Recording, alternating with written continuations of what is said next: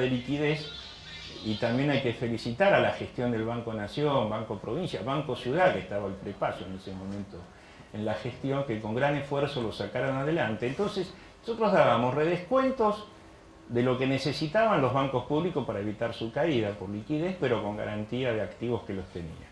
Segundo eran los bancos extranjeros. Nosotros a los bancos extranjeros les decíamos, bueno, por cada dólar que le damos de redescuento, yo quiero un dólar de capitalización desde afuera. Esto fue acusado por el Fondo Monetario como discriminación, pero ¿por qué lo hacíamos? Porque nosotros no queríamos convalidar la salida de los bancos extranjeros, porque yo daba el redescuento a un banco extranjero y después lo usaba para irse del país, eso era fuga de capitales. Los únicos dos bancos extranjeros que no aceptaron el 1 por 1 fueron el Crédit Agricole de Francia y el Scotiabank de Canadá. A los dos los cerramos, pero no se cayeron, sino que los fusionamos con otros bancos. En el caso del Scotiabank lo compraron dos bancos locales de capital nacional privado y están funcionando muy bien. En el caso del Crédit Agricole, que es un banco cooperativo francés muy importante, tenía tres bancos en Argentina, el Banco de Entre Ríos, el Banco de Suquié y el Banco Wiesel, y cuando lo cerramos, a través de un decreto especial que se firmó en el Ejecutivo, se lo otorgamos al Banco Nación en calidad de accionista y luego con la condición que se reprivatizaran. Y se reprivatizaron con todo éxito y siguen funcionando. Y no solo los ahorristas no perdieron sus ahorros, sino que los empleados tampoco perdieron su trabajo. Y el tema de fusiones, lo mismo, hubo locales, bancos extranjeros que se fueron fusionando con otros. Y por último, los redescuentos de la banca privada nacional, encabezada por el Banco Galicia, que era el principal banco, a quien se le otorgaron 5.000 millones de dólares de redescuentos, pero le pusimos como condición, intervinimos el directorio por un año desde el Banco Central, le obligamos a capitalizar parte del pasivo y le obligamos a vender cartera activa de tenencia. Ahí es donde en el extranjero me acusaban de discriminador, porque yo le exigía a la banca extranjera el 1 por 1 y a la banca privada nacional nada, pero en realidad le exigíamos cosas tan duras como lo otro, porque le obligamos a capitalizar deuda y a vender cartera activa. Esto fue, en definitiva, un poco la estrategia con los bancos. Y por último, el tema de las LEBAC, que es interesante comentarles cómo es la experiencia, porque acá sí nos están copiando. Y me lo han reconocido ayer en un llamado que tuve desde Washington. Porque con las letras del Tesoro de Estados Unidos, ahora les voy a explicar lo que está pasando hoy en Estados Unidos, están copiando el operativo LEBAC. Las LEBAC son las letras del Banco Central.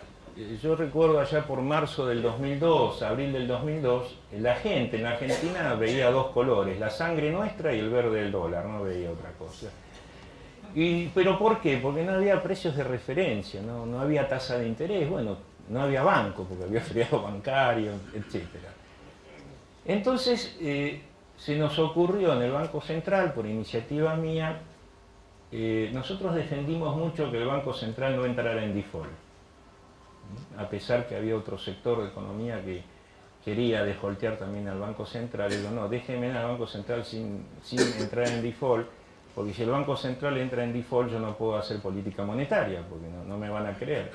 Bueno, esto se peleó, se discutió, me autorizaron que no, salvamos al Banco Central, y las LEBAC, que aún hoy perduran, fueron emitidas como un precio de referencia. ¿Qué quiere decir? Como la gente iba al dólar porque no tenía tasa de interés, no había nada, nosotros emitimos, vamos a emitir una letra del Banco Central a ver qué pasa. La primera letra se emitió a 7 días pagando el 140% anual. 140% anual a 7 días. Cuando yo me fui, en fines del 2002, principios del 2003, emitíamos letra del Banco Central a 3 años al 8% anual. Pero les puedo asegurar que las primeras aparte suscribían los bancos porque a mi estilo peronista los apreté. Dije acá, o me suscriben o los mato, porque nadie quería suscribir nada. Y fue el inicio, según dice gente y libros que hay del Fondo Monetario y del Banco Mundial sobre esta experiencia, fue un poco el inicio de ganar la pulseada junto con la política cambiaria. ¿Y por qué digo que hay similitud con Estados Unidos? Porque hoy los bonos del Tesoro de Estados Unidos están siendo utilizados de la misma manera. ¿Por qué? Porque si bien la Reserva Federal de Estados Unidos está emitiendo dólares para el salvataje de los bancos, nuevamente comienza a ser Estados Unidos, por el temor que hay en el mercado, una gran aspiradora de fondos. Muchos de estos capitales están yendo al bono del Tesoro de Estados Unidos. Entonces lo que está haciendo es, lo que emito por redescuento, que es lo que está dando la Reserva Federal para salvar a los bancos, lo absorbo vía el bono del Tesoro de Estados Unidos o las LEBAC. Y también es bueno aclararles que si bien la LEBAC nace en marzo del 2002 como precio de referencia a la tasa de interés para frenar el dólar, al final se constituyeron en una verdadera cuenta de regulación monetaria. Hoy el Banco Central sigue utilizando las LEBAC no ya como precio de referencia, sino como absorción de lo que emite cuando compra dólares. Si el Banco Central compra dólares para aumentar las reservas y para evitar la expansión de la base monetaria, emite LEBAC para absorber parte de ese dinero.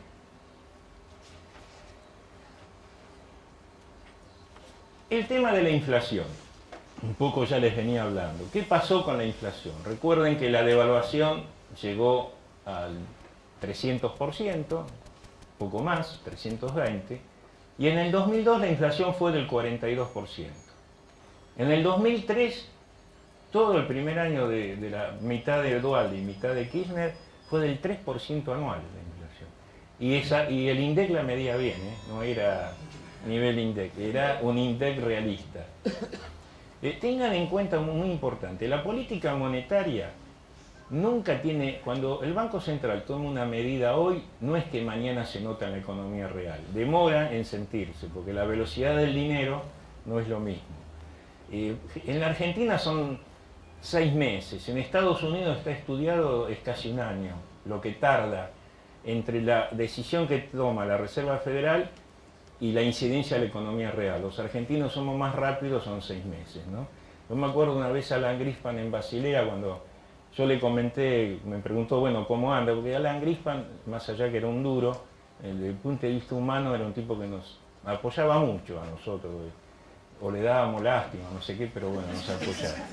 Entonces un día yo le comenté, digo, mire, tengo muchos problemas, Ministerio de Economía, no me entiende, y yo, dice, no sabe los problemas que yo tengo acá. Dice, pero no se preocupe, siempre pasa lo mismo, porque siempre los presidentes de los bancos centrales, si tenemos que dar malas noticias cuando la economía va bien. Nadie lo entiende, porque cuando la economía está en expansión, venimos lo del Banco Central, subimos la tasa, bajamos la base y te dicen, che, pero si andamos bien. Pero claro, vos tenés que pensar de acá a un año lo que va a pasar. Y viceversa, cuando la economía está mal, hacemos al revés, tomamos medidas de bajar la tasa, expandir la base. ¿Por qué? Porque hay que anticiparse. Y ese fue el error que cometió la Reserva Federal de Estados Unidos, que fueron dos. Una fue de Alan Greenspan, cuando baja la tasa de interés al 1% anual en el 2003 y la mantiene durante 3 años. Esa reducción de la tasa de interés al 1% anual significó que los grandes fondos, tipos AFJP, compañía de seguros de largo plazo, con el 1% no les cerraba el número y empezaron a invertir en capitales de riesgo, hipotecas, préstamos personales. Bueno, estalló la burbuja y lo que estamos viviendo hoy en el mundo internacional es 2 estallidos de burbuja, no es una sola. Empezó con las hipotecas, pero lo que estamos viviendo ahora es el final de hacer negocio financiero, que es lo que se llama el apalancamiento del dinero. A ver si voy a tratar de explicar esto. Hay 800 fondos de inversión que acaban de ser suspendidos, recién mañana no se sabe si los van a dejar operar, que actuaban junto con la banca de inversión comprando activos.